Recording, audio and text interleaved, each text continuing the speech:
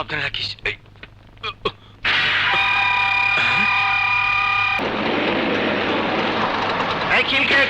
খিলকেট নামেন ভাই, নামেন। খিলকেট নামেন, নামেন, নামেন। চল। এই যে ভাই, আপনাদের ব্যাগ ফেলে যাচ্ছেন। এই ব্যাগ আমাদের না, আপনি তো রাখলেন। ওই বেটা, এই ব্যাগ লওয়ার কোনো কথা কইলে একদম জানে মেরে ফেলামু। হ্যাঁ চল। দেখুন ভাই, দেখুন ওরা গাড়িতে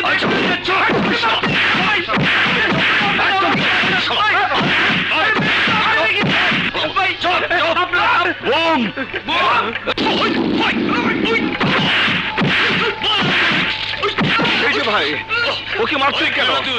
আপনার ব্যাগ আপনি নিয়ে যান।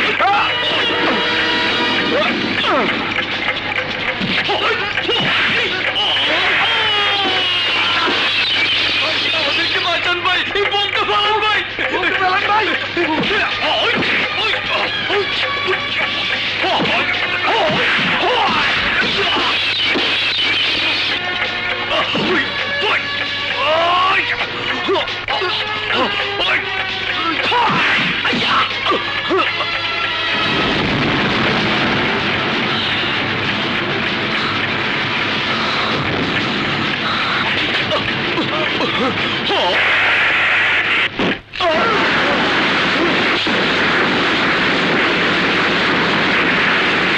আপনি না থাকলে আজকে আমাদের সবাইকে পুড়ে মরতে হতো।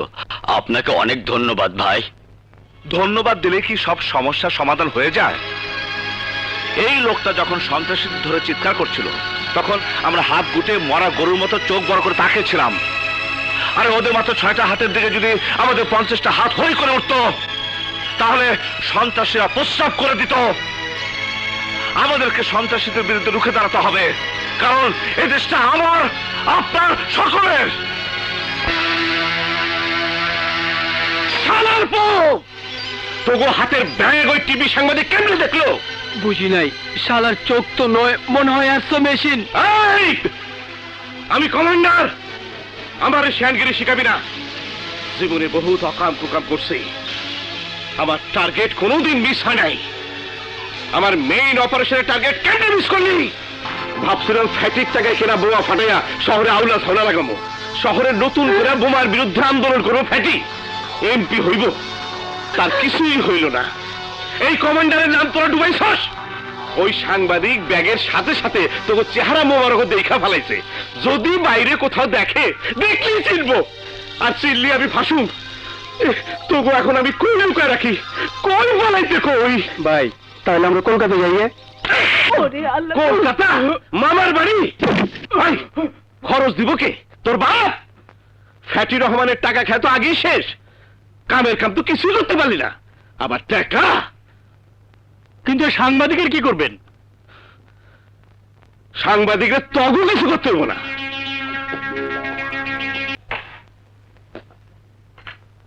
মা রাখো।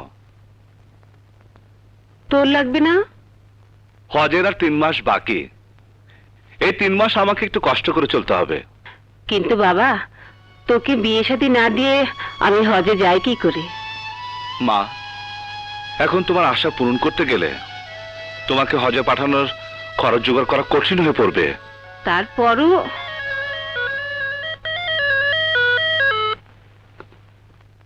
হ্যাঁ, আমি আসছি। মা, আমাকে এক্ষুনি অফিসে যেতে হবে। নাস্তা খেয়ে যা। না, আমি এখন খেতে পারবো না। আসি মা।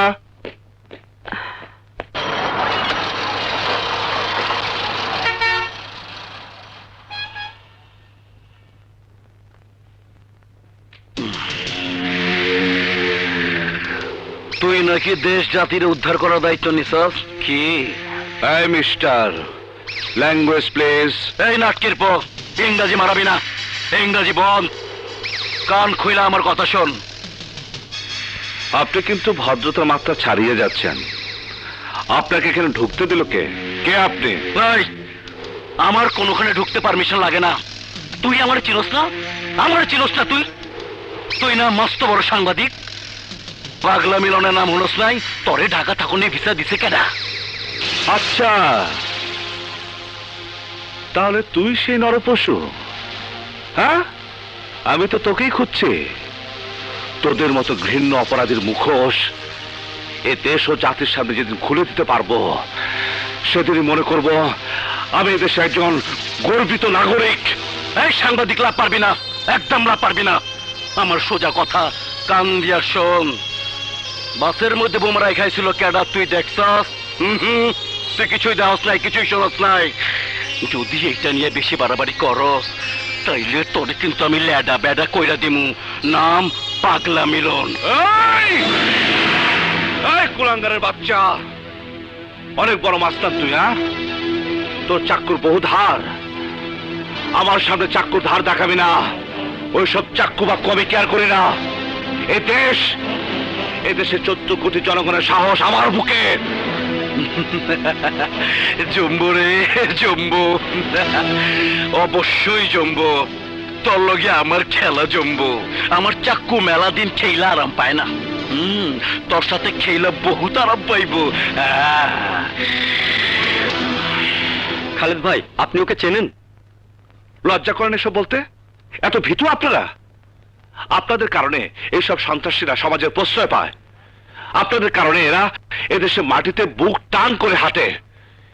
এই ধরনের একটা সন্ত্রাসী নির্বিঘ্নে অফিসে ঢুকে কি করে? হ্যাঁ, এই সব কিছুর জন্য দায়ী তুমি। তোমার জন্য আর সন্ত্রাসীরা আমার অফিস এসছে। কাল আমার কেটিভি তছনছ করবে। তোমার জন্য আমার লাখ লাখ টাকা লোকসান হবে। ক্যামেরা, ইকুইপমেন্ট সব বরবাদ হবে। এতে আমার দোষ কোথায়? আমি তো সন্ত্রাসীদের দাওয়াত করে আনেনি। নেকা, কিছু বোঝো না? বোমাবাজের প্ল্যান বানচাল করে দিতে তোমাকে কে বলেছিল? কে বলেছিল তোমাকে পাবলিক হিরো হতে? কি বলছেন স্যার? আমি যদি বোমা সরে না দিতাম, কতগুলো ইনোসেন্ট লোক মারা যেত জানেন? কতগুলো পরিবার তার আপনজনদেরকে হারাতো জানেন? তাতে তোমার কি? নিজেকে তুমি সেভ করে নিলেই পারতে। পাবলিকের সেফটির জন্য পুলিশ রয়েছে, এটা তাদের ডিউটি। কিন্তু এতগুলো লোকের জীবনের চেয়ে নিজের জীবন সেই মুহূর্তে আমার কাছে দাবি মনে হয়নি। চোখের সামনে অন্যায় দেখে বাধা দিয়েছি।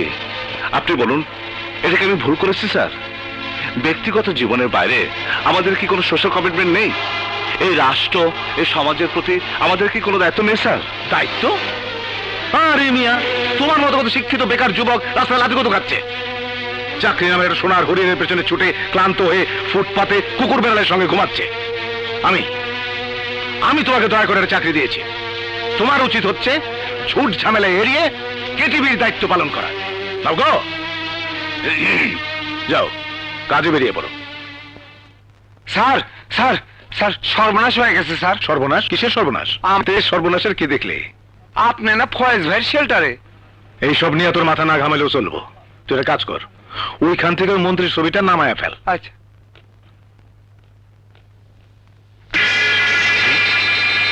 এ কি স্যার, মন্ত্রী ছবির নিচে ফ্যাটি ভাইয়ের ছবি? বুঝলি না? না। মন্ত্রী বদলাইছে, কিন্তু আমি তো বদলাই নাই। আমি তো আমার জায়গাতেই আছি, আমার গদিও ঠিক আছে। এখন আমার একটাই কাজ, ফ্যাটি রহমানকে প্রমোট করা। নির্বাচনে তাকে পাশ করাতেই হবে। ফয়েজ ভাইয়ের আশীর্বাদে টিভি চ্যানেলে পারমিশন পাচ্ছিলাম, আর ফ্যাটি মন্ত্রী হলে এই আমি দৈনিক পত্রিকার পারমিশন। ছবি তুলছিস?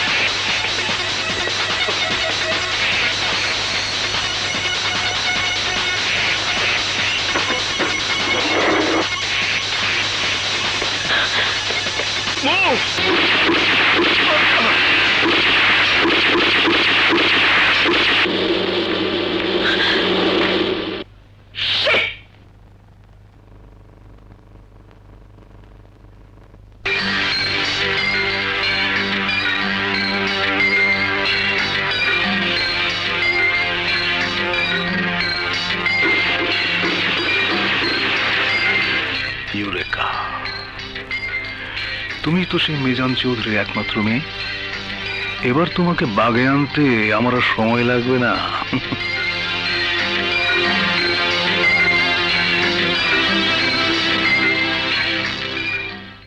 এ তো দেখছি ভয়ঙ্কর সন্ত্রাসী মেয়ে। ভিডিও করার সময় তোমাকে দেখে ফেলেনি তো? হ্যাঁ স্যার, দেখেছে। হ্যাঁ, তাহলে তো সুযোগ পেলেই সে তোমাকে আক্রমণ করবে। সুযোগের অপেক্ষা আর করেনি, দেখার সাথে সাথে সে আমাকে আক্রমণ করেছে, অল্পের জন্য বেঁচে গেছে। বলছিলাম কি, মানে খালেদ, তুমি যদি প্রয়োজন মনে করো তাহলে আমি তোমার সিকিউরিটি ব্যবস্থা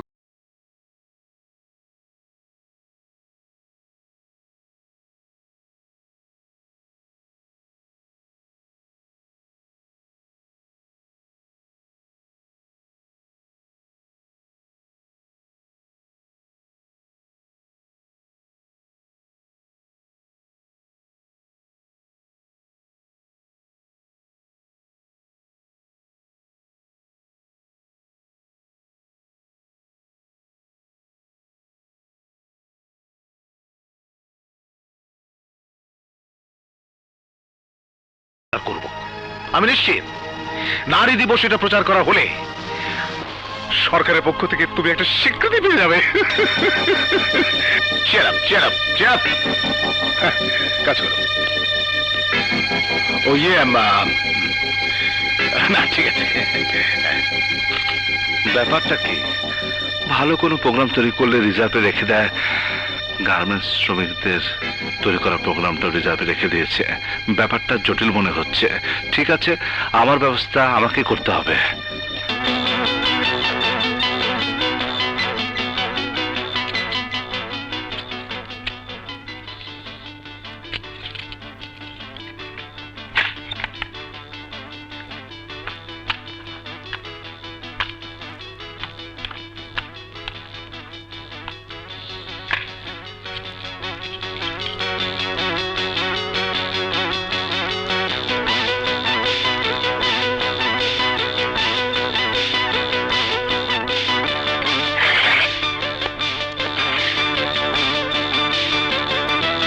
ওই লম্বুর বাচ্চা তো আমার সর্বনাশ করে ছাড়বে।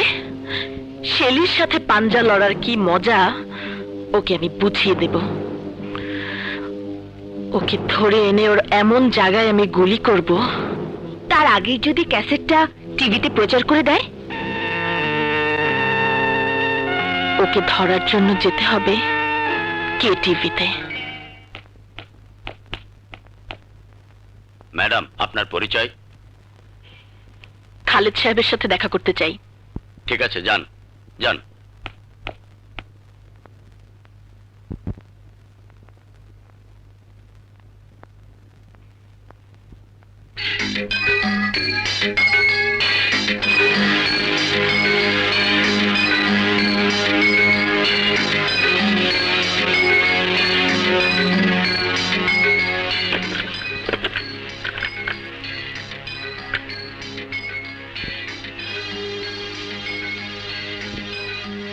আটকাও। বাহ,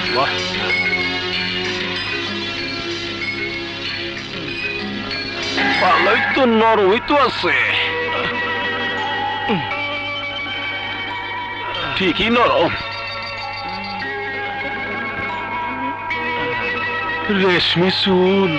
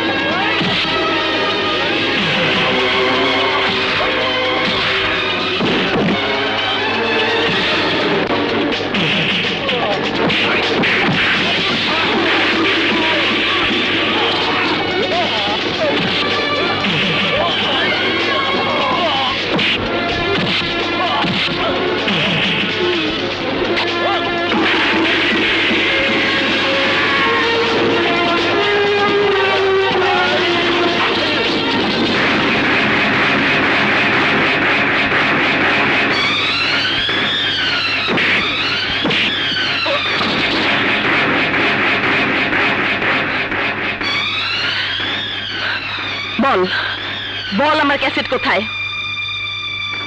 আমার ক্যাসেট কোথায় বল? ওই লম্বুর বাচ্চা, তোর বুদ্ধি তো হাঁটুর মধ্যে, ওই হাঁটু আমি গুলি করে উড়িয়ে দেব। বল বল আমার ক্যাসেট কোথায়? বল আমার ক্যাসেট কোথায়? পিচ্ছি, তুই আমাকে বোকা মনে করেছিস? আমি ভীতু কাপুরুষ? আমি বোকাও না, ভীতু না।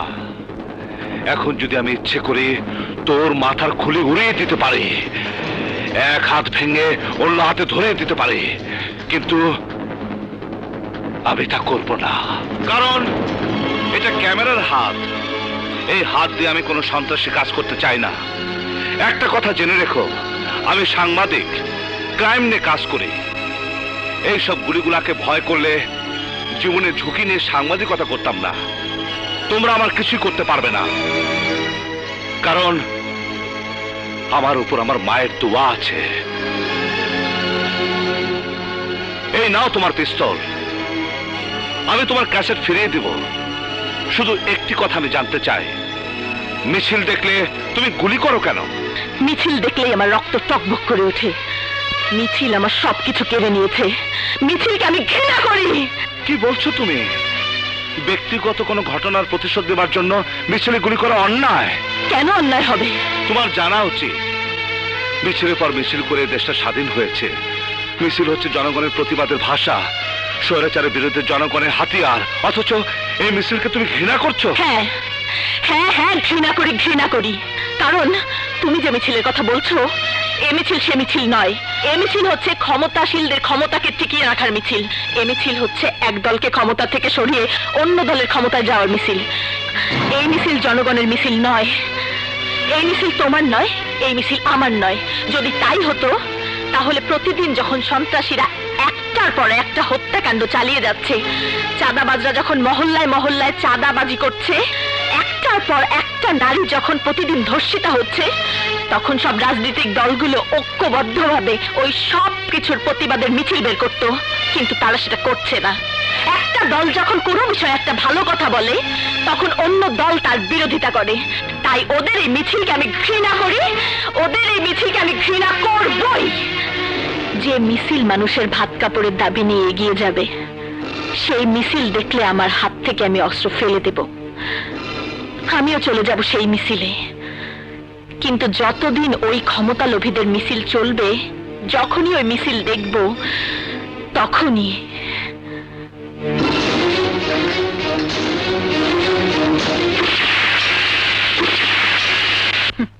কিন্তু তুই ভাবিস না আমি আমার কথা ভুলে গেছি। 24 ঘন্টার মধ্যে আমি আমার ক্যাসেট চাই, নইলে তোর কপালে কি আছে আমি নিজেও জানি না।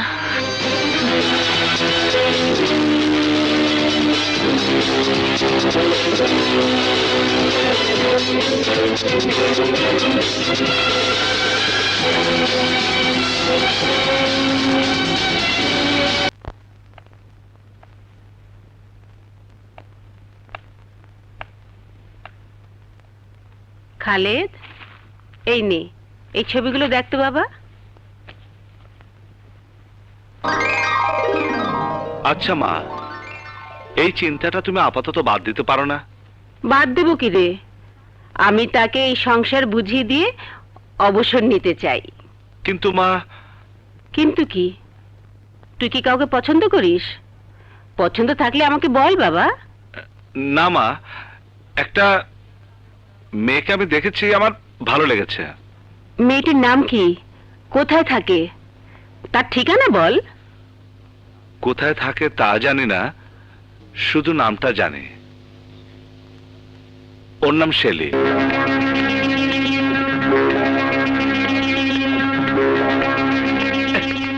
কি খবর?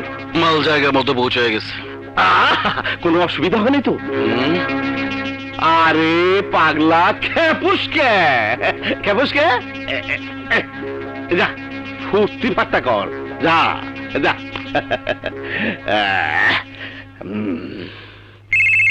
আরে হ্যাঁ, ঠিক আছে তো।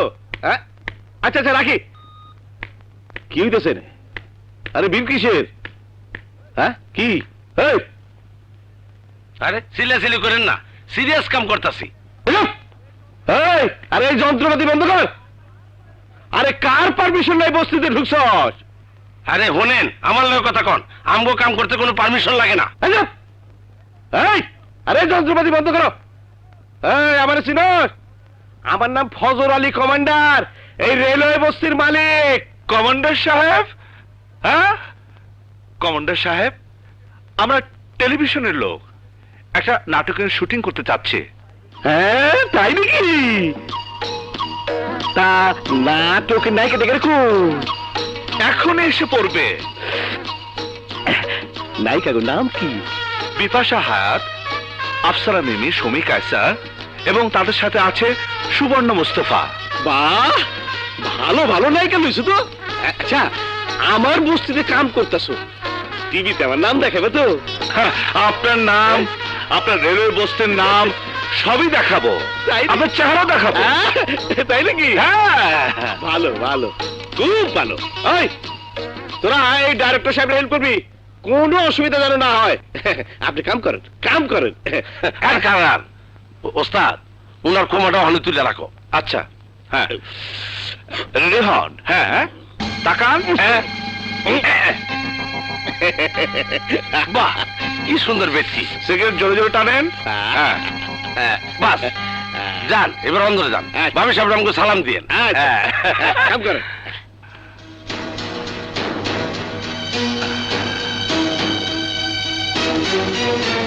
আমি খুলে দেব বস্তির মুখোশ। দেশকে ধ্বংস করে দিচ্ছে এই দেশের ওই রিক্সা চালক, বেবি চালক আর গার্মেন্ট শ্রমিক। ওইসব নোংরা লোকগুলো বস্তিতে বাস করে মাদক ব্যবসা চালায়। না স্যার, ওই গরিব লোকদের কোনোদিন এত বড় সাহস হবে না। এ কাজের পিছনে মহান মুক্তিযুদ্ধের ভুয়া কমান্ডার সেজে যে লোকটা এই ব্যবসা চালাচ্ছে, তাকে আমরা তুলে ধরবো জাতির কাছে। হ্যাঁ অবশ্যই তুলে ধরবো। শোনো খালেদ, শুধু ভালো প্রোগ্রাম বানালেই তো চলবে না। ভালো প্রোগ্রামের ম্যারিটটা সবসময় নির্ভর করে ভালো দিনক্ষণ দেখে প্রাইম টাইমে প্রচারের উপর। আমার ধারণা এই প্রোগ্রামটা বিশ্ব মাদক বিরোধী দিবসে প্রচার হলে এটা একটা নতুন মাত্রা পাবে। আপনি যেটা ভালো মনে করেন স্যার। তাহলে ক্যাসেটটা রিজার্ভ শেলফে রেখে দাও। হ্যাঁ, এটা আপাতত প্রচারের দরকার নেই। ঠিক আছে স্যার, আসসালামু আলাইকুম। আচ্ছা।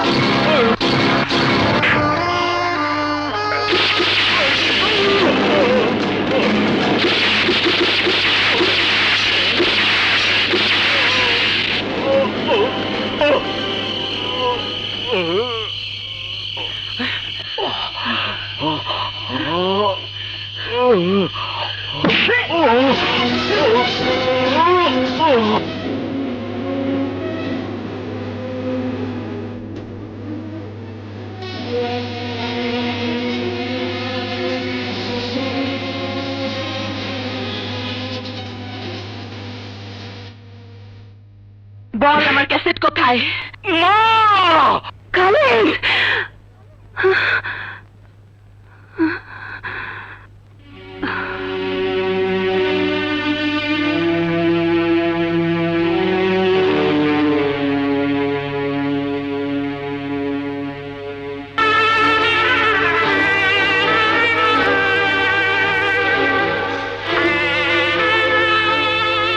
সেই যে হাতে অস্ত্র তুলে নিয়েছি, সেই অস্ত্র আজও ফেলতে পারিনি,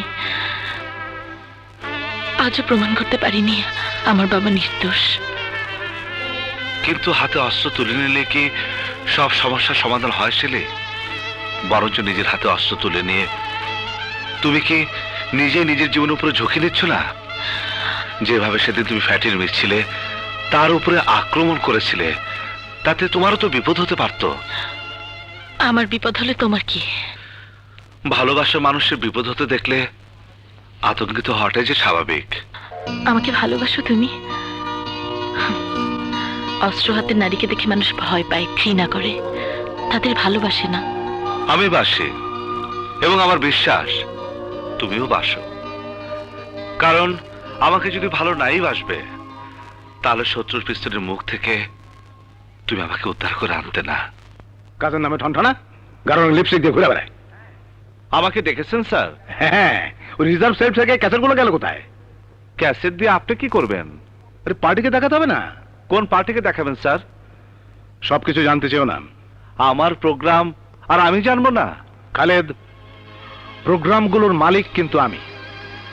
টাকার বিনিময়ে তোমাকে দিয়ে আমি এগুলো তৈরি করেছি। আপনি শুধু একজন ফাইন্যান্সার, জীবনের ঝুঁকি নিয়ে আমি এই প্রোগ্রামগুলো তৈরি করেছি, কাজেই এগুলোর প্রকৃত মালিক আমি। তুমি কিন্তু সীমা অতিক্রম করছো খালেদ। যা সত্যি আমি তাই বলেছি।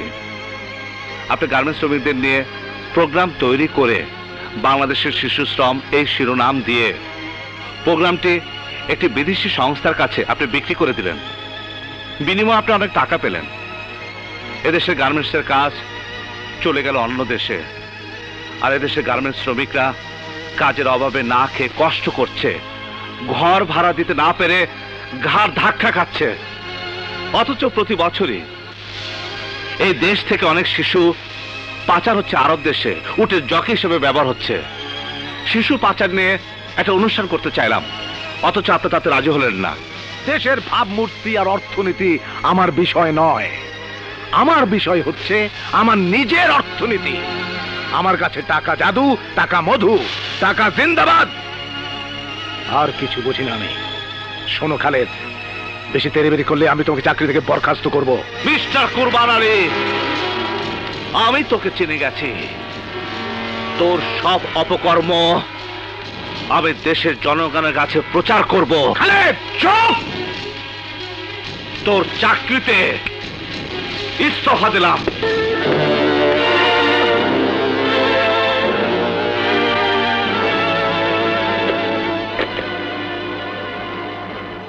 হ্যালো, ওই খালেদ? হ্যাঁ হ্যাঁ, ওই খালেদ। হ্যাঁ, ওই খালেদের বাচ্চাকে ল্যাংড়া লুলা করে আটকা।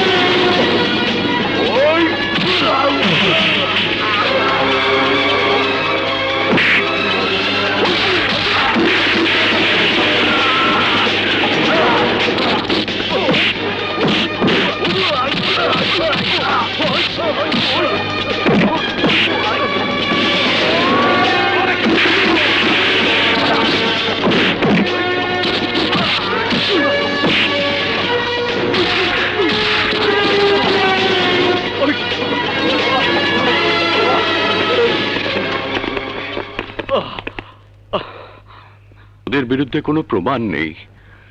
ঠিকানা নিয়ে তুমি ওদের বিরুদ্ধে কিছুই করতে পারবে না। আমি শেলিকে কথা দিয়েছি আঙ্কেল, আপনাকে আইনের কাছে নির্দোষ প্রমাণ করবই। তার আগে জানতে হবে ওই ক্রিমিনালদের ব্যবসা প্রতিষ্ঠান কোথায়, ওদের বিচরণ কোন এলাকায়। আমার জানা মতে ওদের একটা আড্ডাখানা আছে, বাড়িধারা লেকের পেছনেই একটা বাড়ি। বাড়িধারার লেকের পিছনের বাড়ি।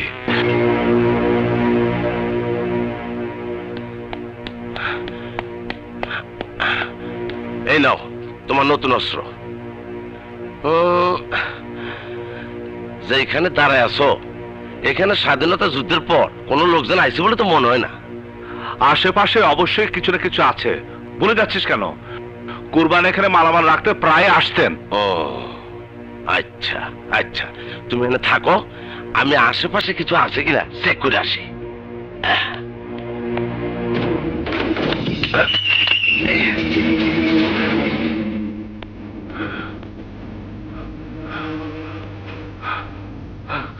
এইদিকে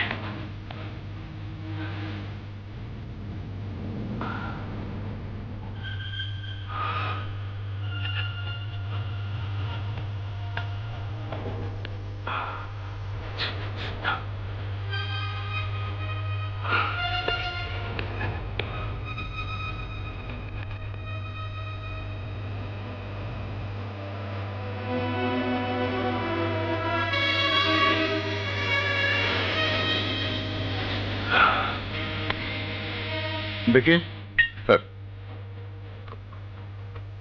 দেখুন স্যার। গুড। কেমন হচ্ছেন? হ্যাঁ, ডালো তো দেখি। এই যে গুড, ভেরি গুড।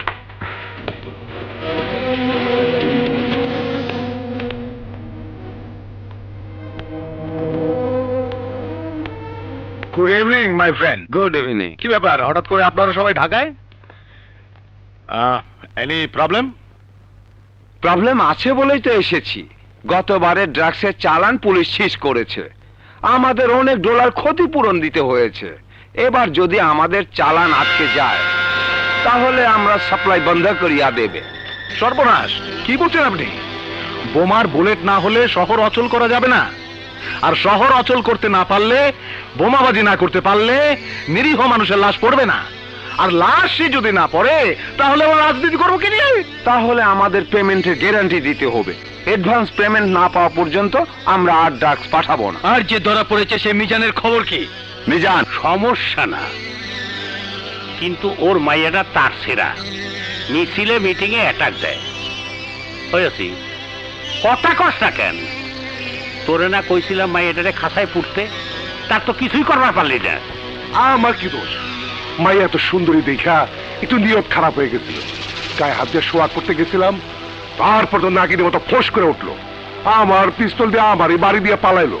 কিন্তু ভাইবেন না, ওর নামে আমি বডি ওয়ারেন্টি ইস্যু করে দিছি। দেখা মাত্র গুলি করে শেষ করে দিব। আরে কবে দিব? আমাকে রাজনীতি শেষ করার পর। হ্যাঁ ভাই, এত ঝামেলা করার কোনো দরকার নাই। বাপ আর মাইয়া দুটাকে শেষ করে দেই। আরে না কমান্ডার, না, অত কিছু করার দরকার নাই। আমাদের টার্গেট ক্ষমতা, আমাদের টার্গেট ফ্যাটিকে ক্ষমতায় বসানো। আমার চ্যানেল কভারেজ দেবে, মিডিয়ায় সরকারের বিরুদ্ধে খবর প্রচার করে পতন ঘটাবে। এরপর বের করব পত্রিকা, মিডিয়া কু করে ক্ষমতায় বসাবো ফ্যাটিকে।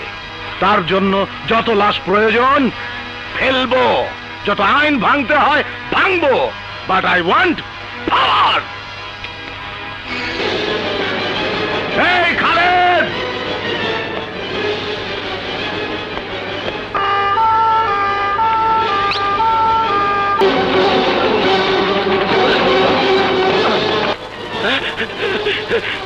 ওস্তাদ তোমার কি হইব? ভাগ শরীফ ভাগ! ওস্তাদ যাবো, ভাগ ওস্তাদ!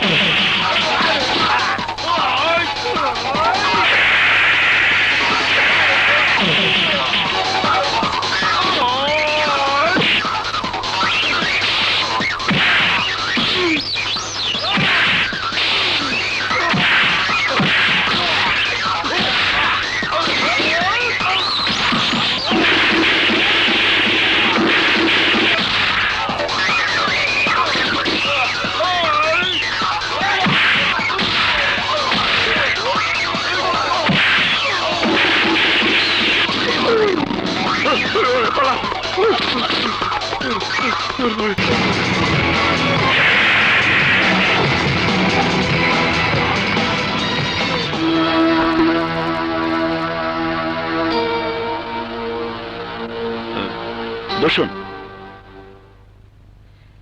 আপনি? আমি খালেদ মাহমুদ, কেটিভির জার্নালিস্ট। বলুন, কি বলতে চান আপনি?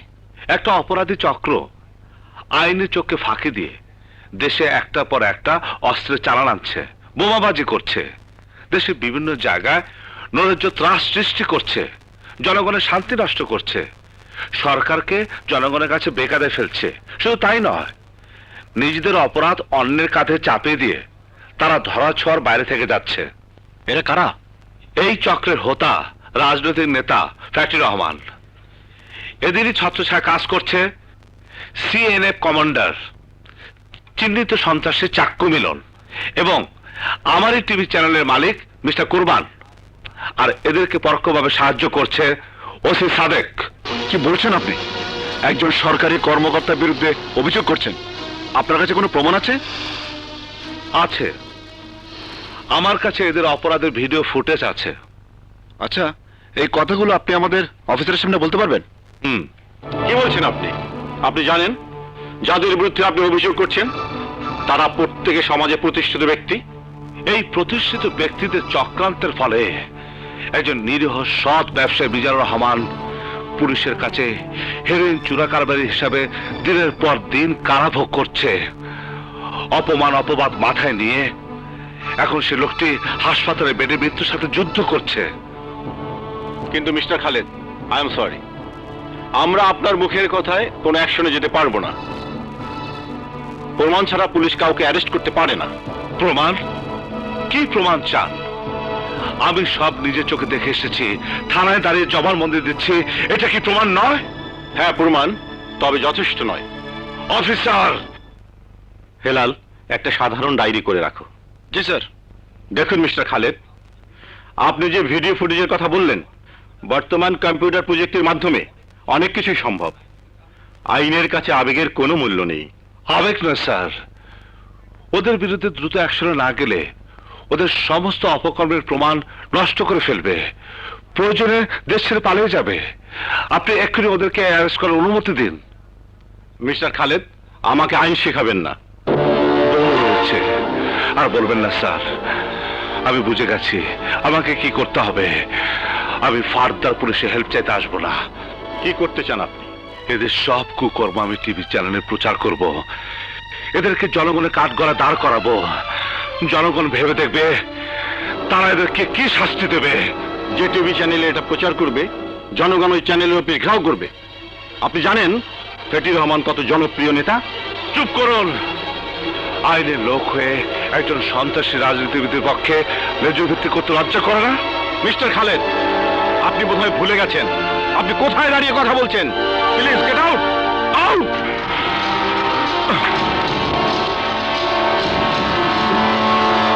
খালেদ সাহেব, খালেদ সাহেব, সরি খালেদ সাহেব, আমি আসলে আপনার জন্য কিছু করতে পারলাম না। আচ্ছা, আপনি কি ঠিক করেছেন? ভিডিও ক্যাসেটে কোন চ্যানেলে দেখাবেন? এই মিস্টার, কেন থামালেন? ওই চ্যানেল প্রচার করা বন্ধ করে দেবেন নাকি? না না, আপনি আমাকে অযথা ভুল বুঝবেন না। আইনগতভাবে আমি আপনাকে কোনো সাহায্য করতে পারলাম না ঠিকই, দেখি অন্যভাবে কোনো সাহায্য করতে পারি কিনা।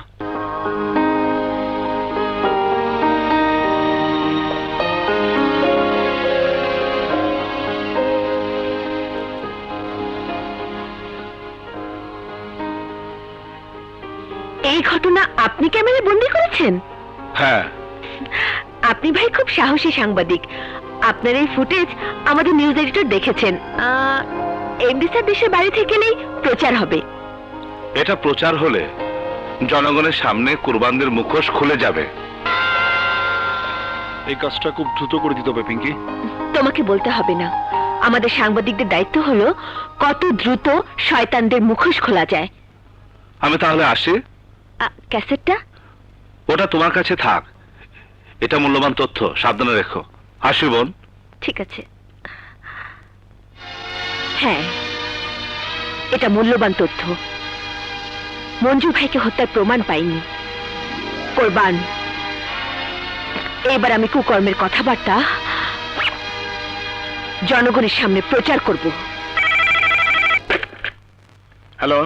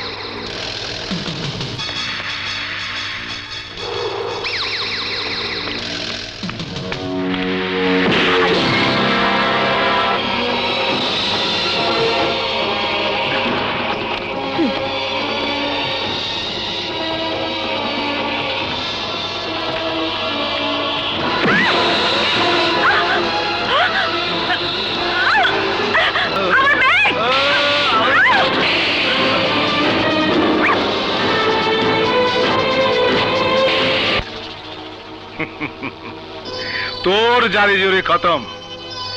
দেশ টিভিতে আমাদের কুকর্মের ভিডিও প্রচার করে দেশ ও জনগণের কাছে আমাদের ভিলেন বানাতে চেয়েছিলি না? হ্যাঁ, আরে আমার বাপ দাদারা ছিল হিটলারের বংশধর, আর আমার সাথে করিস হিটলারই? হ্যাঁ, কি বলতে চাস তুই পরিষ্কার করে বল। পরিষ্কার করে বলতেছি, মন দিয়ে শোন। দুইটা জিনিস বড় প্রয়োজন ছিল আমার। একটা দেশ টিভিতে জমা দেওয়া তোর ওই ক্যাসেট, অন্যটা কি তোর লাশ। ক্যাসেটটা, ওই দেশ টিভিতে জমা দেওয়ার ক্যাসেটটা এখন আমার হাতে, বাকি আছে তোর লাশ। ওটা খুব শিগগিরই কুরবান। আরে চিৎকার করে গলা ফাটায় কোনো লাভ নাই। কোরবান এই সমাজের একজন সম্ভ্রান্ত লোক, তার মান সম্মান নিয়ে তুই যদি আবার টানাটানি করছস, তাহলে তোর লাশ আমি কুত্তা বিলাই দিয়ে খাও। আয় কুত্তার বাচ্চা, তুই কি করবি বল? তুই কি করবি বল? বল তুই কি করবি? কি হয়েছে বাবা? আমি ভুল করেছি মা, আমি ওকে বিশ্বাস করে ভুল করেছি মা। এমন কি ভুল করেছিস? আমি তো কিছুই বুঝতে পারছি না। মা, আমি বিশ্বাস করে কুরবান ফ্যাটিদের সব অপকর্মের ভিডিও ক্যাসেট দেশ টিভি রিপোর্টার পিঙ্কের কাছে রেখে এসেছিলাম, কিন্তু ও বিশ্বাসঘাতকতা করে তা কুরবানকে দিয়ে দিয়েছে। আমি ওকে ছাড়বো না মা। মাথা গরম করিস না বাবা, যা করতে হয় ঠান্ডা মাথায় কর। না মা না, আমি ওকে ছাড়বো না, আমাকে বাধা দিও না। মায়ের অবাধ্য একটা পাও সামনে বাড়াবে না। শেলি, আমার রক্ত এখন খুঁড়ে সে টক বক করছে। ওই পিঙ্কি, আমি সব শুনেছি। একদিন তুমি না বলেছিলে হাতের অস্ত্র ফেলে দিতে? তুমি বলেছিলে মিছিলে গুলি না করতে। আজ কেন তুমি অস্ত্র হাতে তুলে নিতে চাইছো? আমি ভুল বলেছিলাম শেলি, আমি ভুল বলেছিলাম। দেশদ্রোহী সন্ত্রাসী বেঈমান বিশ্বাসঘাতকদের অপকর্মের জবাব অস্ত্রের ভাষাতে দিতে হয়। কিন্তু আমাকে অস্ত্র ফেলে দিতে বলে তুমি হাতে অস্ত্র তুলে নেবে, তা তো আমি হতে দেব না।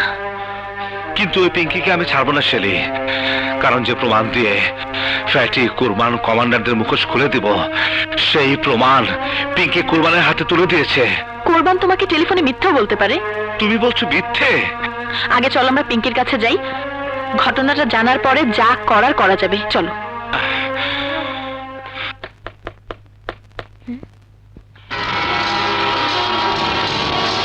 তুই কি হয়েছে ভাইয়া? বিশ্বাসঘাতিনী, তুই আমার সাথে বিশ্বাসঘাতকতা করেছিস। ভাই আপনি ভুল করছেন। জীবন বাজি রেখে আমি ওইসব ক্রিমিনালদের সব অপকর্মের প্রমাণ তোর হাতে তুলে দিলাম, আর তুই বিশ্বাসঘাতকতা করে কুরবানের হাতে তুলে দিলি। ভাইয়া ভাই আপনি আমার কথা শুনুন। এই, তুই কি শোনাতে চাস?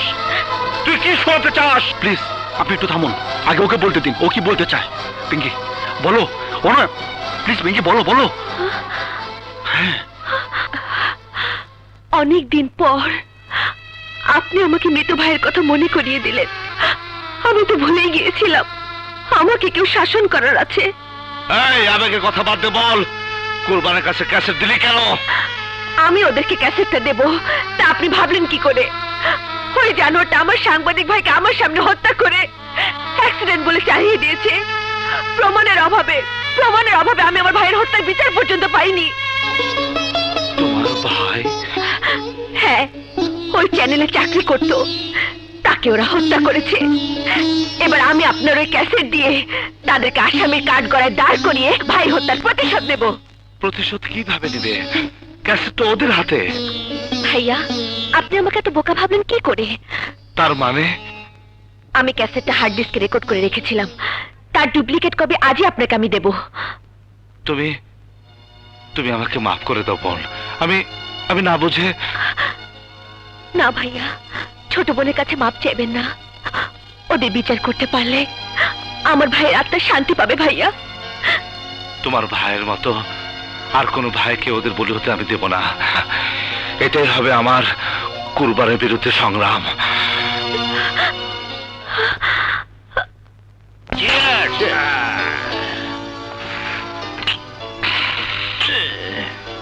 তাইলে এইবারের মতো ভাড়া কাটে গেল, কি কও?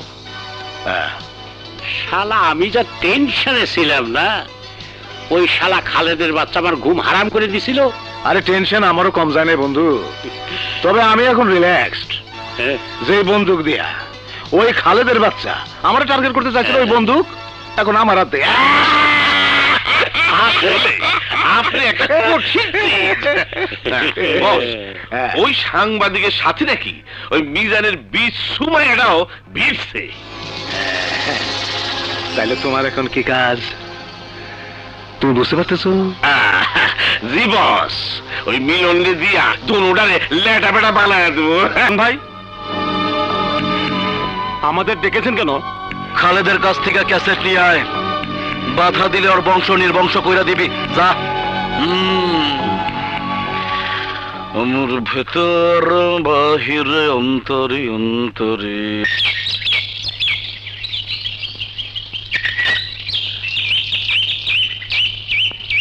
এই রিক্সা যাবেন?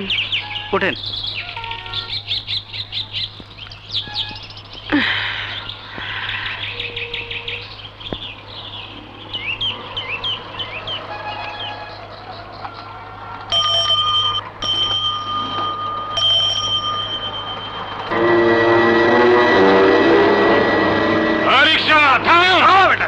তোমরা কারা? কি চাও তোমরা? ক্যাসেট চাই, ক্যাসেট। ক্যাসেট? কিসের ক্যাসেট? অপকর্মের ক্যাসেট। তোরে জাগা মতো লয়ে গেলে ক্যাসেটও পামো, তোর পোলারও পামো। এই ধর।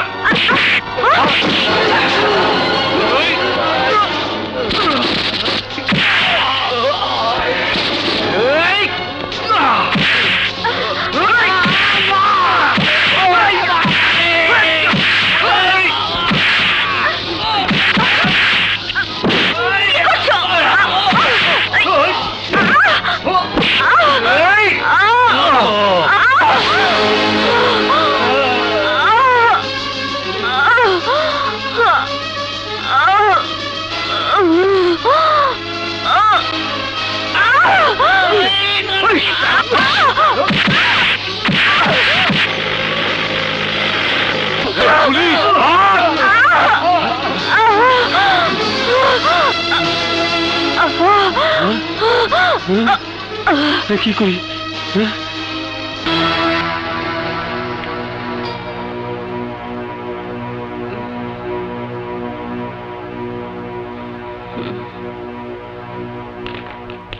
মা মা মা তোমার কি হয়েছে?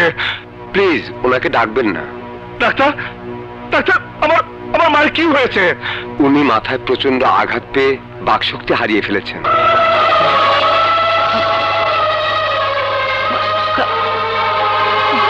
মা, ডাক্তার, আমার মায়ের হজে যাবার কি হবে? ওনার ফ্লাইট কবে? পরশুদিন। মা, তোমার আশা কি বিফল হবে? ডাক্তার, আমার মাকে কি আমি হজে পাঠাতে পারবো না? পারবেন। আপনি হজে যাবার সমস্ত আয়োজন করুন, আমরা ওনাকে সুস্থ করার চেষ্টা করছি।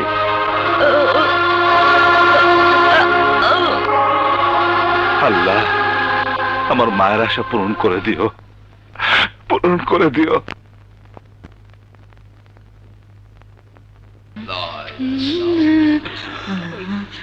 أشهد أن لا إله إلا الله وحده لا شريك له وأشهد أن محمدا عبده ورسوله بسم الله الرحمن الرحيم اللهم صل على محمد كما صليت على إبراهيم وعلى آل إبراهيم বসো মা, বসো। اللهم بارك على محمد وعلى آل محمد كما باركت আমার মায়ের অ্যাক্সিডেন্টের জন্য কাল হাজি ক্যাম্পে উপস্থিত হয়ে সিরিয়াল দিতে পারিনি। ওনাকে তো স্বাভাবিক মনে হচ্ছে না। আমার মা যাতে হজে যেতে পারে, দয়া করে সে ব্যবস্থা করুন। অসুস্থ অবস্থায় আমার পক্ষে সিরিয়াল দেওয়া সম্ভব নয়। আগে ওনাকে সম্পূর্ণ সুস্থ করে নিয়ে আসুন, তারপর আমি ব্যবস্থা করছি। আমার মা যাতে হজে যেতে পারে, দয়া করে সে ব্যবস্থা করুন। বললাম তো, আগে ওনাকে সুস্থ করে নিয়ে আসুন।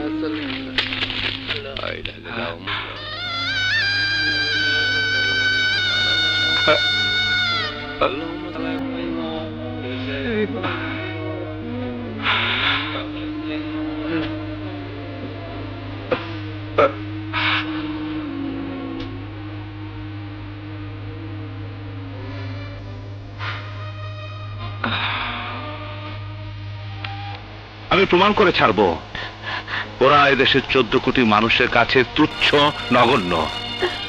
তোমার সহযোগিতার জন্য তোমাকে ধন্যবাদ। আসি বোন। বিভিন্ন সাক্ষ্য প্রমাণে প্রমাণিত হয়েছে যে মিজান চৌধুরী এই দেশের একজন কুখ্যাত চোরাচালানি ও মাদক ব্যবসায়ী।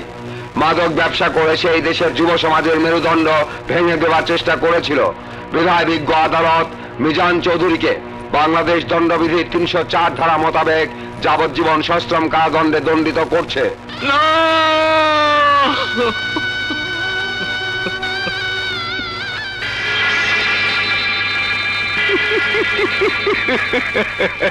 আরে মিজান, তুই মাইন্ড করিস না বন্ধু। তোর পরিণতি আমারে খুব কষ্ট দিতেছে, বুকটা আমার ফাইটা যাইতেছে। এরই নামজানি করলাম আমরা, আর সাজা হইল বিচারে। এইটা কেমন বিচার হইল? অকর্বাদ, এটা কেমন বিচার হইল? অপকর্ম করবো আমরা, আর ফাঁসবে মিজানরা। ওদের জন্মই হয়েছে অপরাধ না কইরা শাস্তি ভোগ করার জন্য।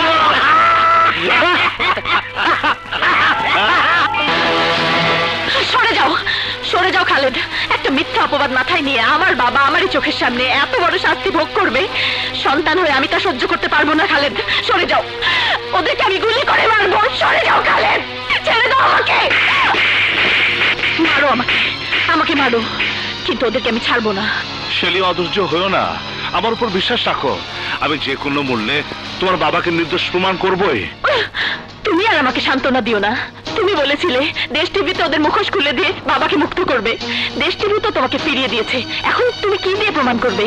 কিভাবে বাবাকে বাঁচাবে? হ্যাঁ, আমি ওই ক্যাসেট কুরবানের কে টিভিতে প্রচার করব। কে টিভিতে? কিভাবে? হ্যালো, কে? তোর বাপ। হারামির বাচ্চা, তুই তৈরি হয়ে থাক, আমি আসছি। তোদের সব অপকর্মের প্রমাণ আমি দেশ ও জাতির কাছে প্রচার করব। প্রচার করবি? কোথায় প্রচার করবি? তোর দেশ টিভি তো তোরে। তোর ওই কে টিভিতে প্রচার করব, হারামজাদা। কি প্রচার করবি? ঘোড়ার আন্ডা প্রচার করবি? আরে ক্যাসেট তো আমার কাছে, দেখ, দেখছস? আরে আমাকে এত বোকা ভাবছিস কেন? তুরুপের তাস তো এখন আমার হাতে। মানে? তোর হাতে যে ক্যাসেট আছে ওটা ডুপ্লিকেট কপি, অরিজিনালটা আমার হাতে। তাই নাকি? তাহলে আয় না, আয়সা দেখ আমার কে টিভির দরজায় তুই পা রাখতে পারোস কিনা? আরে ওই যে তোর ডাকা বোন পিঙ্কি না পিঙ্কি, আরে তার যে জামাই হেলাল, সেই তো আমার গেটে দাঁড়ান হয়ে আমার পাহারা দিব। আর তাছাড়া এই ক্যাসেট প্রচার করেই বা কি করবি? রায় যা হবার তো হয়ে গেছে। দেশ ও জাতির কাছে তোদের মুখোশ খুলে দিয়ে ওই আদালতের রায় আমি পাল্টে দেব, জানোয়ারের বাচ্চা। চলো।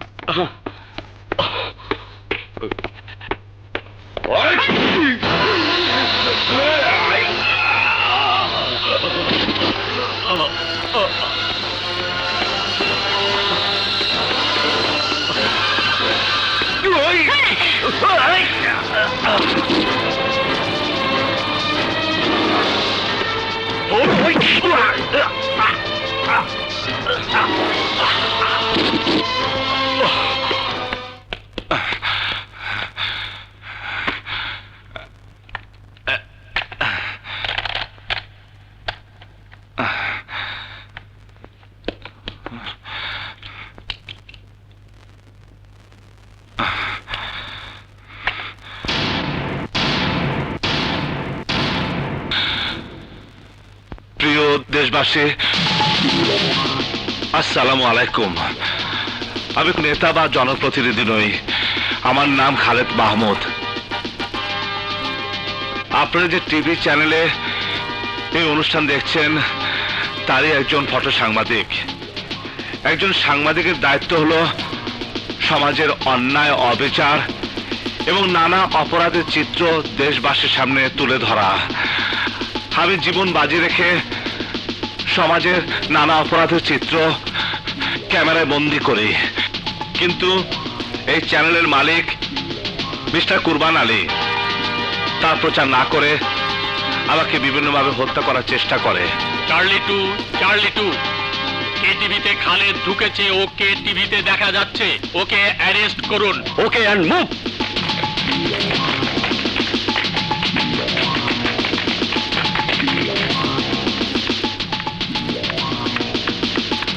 প্রিয় দেশবাসী, আমি তাদের বিভিন্ন অপরাধের সচিত্র প্রমাণ আপনাদের সামনে আমি তুলে ধরছি।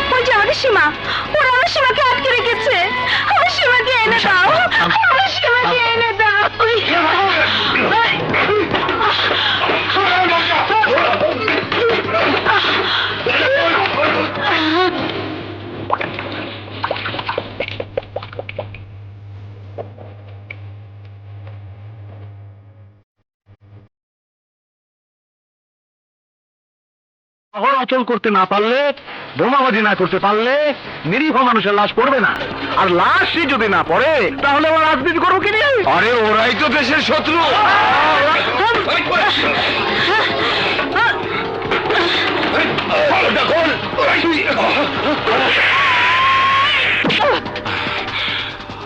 দেশবাসীর কাছে এই দেশদ্রোহী শত্রুর বিচার ভার অর্পণ করলাম। আপনারা ভাবুন, এই দেশটা কি আমার, আপনার, না ওই দেশের শত্রুদের? বলুন কার? বলুন এ দেশ কার? বলুন এ দেশ কার?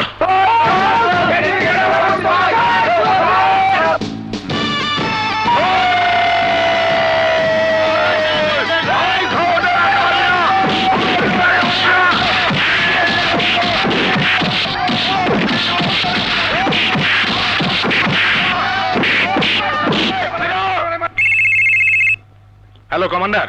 হ্যাঁ, আমি সংবাদ পাইছি ওই খালেদের বাচ্চা টিভিতে আমাকে সব ফাঁস করে দিছে। তাইলে কি হবে? আরে শোনে, জনগণ পর্যন্ত রাস্তায় নেমে গেছে। এক কাজ করেন, আপনি আমার বস্তিতে আইসা পড়েন, মিলনে সংবাদ দিছি। আহা, কোনো কাক পক্ষীও ঢুকতে পারবো না, আইসা পড়েন। বড় ভাই, খবর জানেন কিছু? ওই শালা খালেদ আমাকে সবকিছু টিভিতে প্রচার করছে, এই তো। জনগণ তো খেপে গেছে। গা টাকা দেওয়ার ব্যবস্থা করো। এক কাজ করুন, পুলিশের গাড়ি আছে, চলুন নিয়ে ভাগি। হ্যাঁ, আরে দূর ওই দিকে।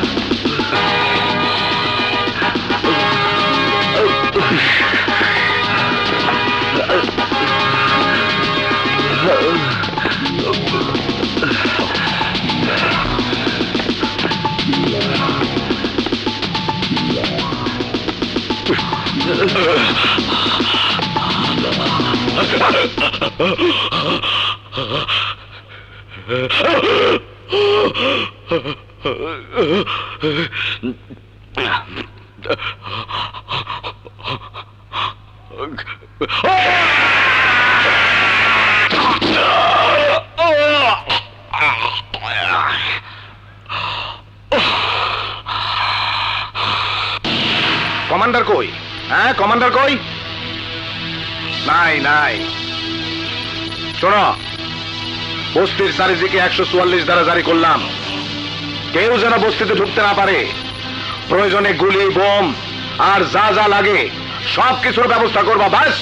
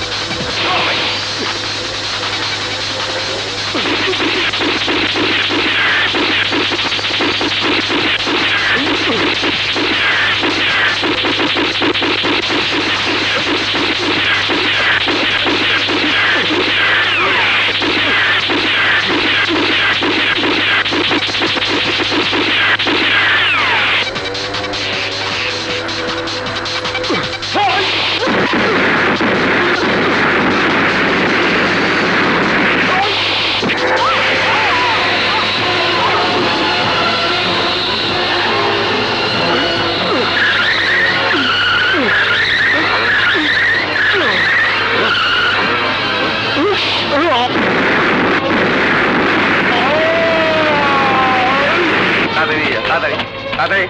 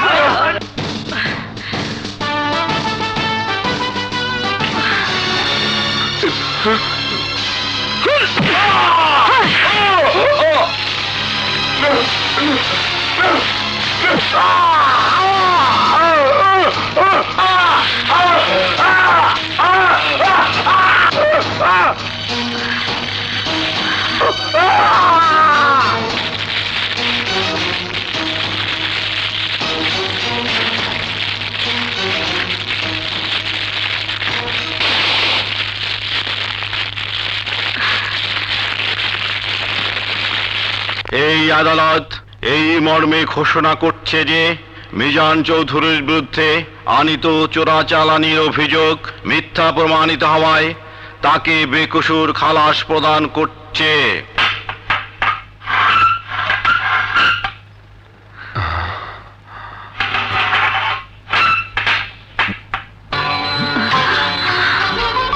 যাও বাবা, বাবা, বাবা, শেলি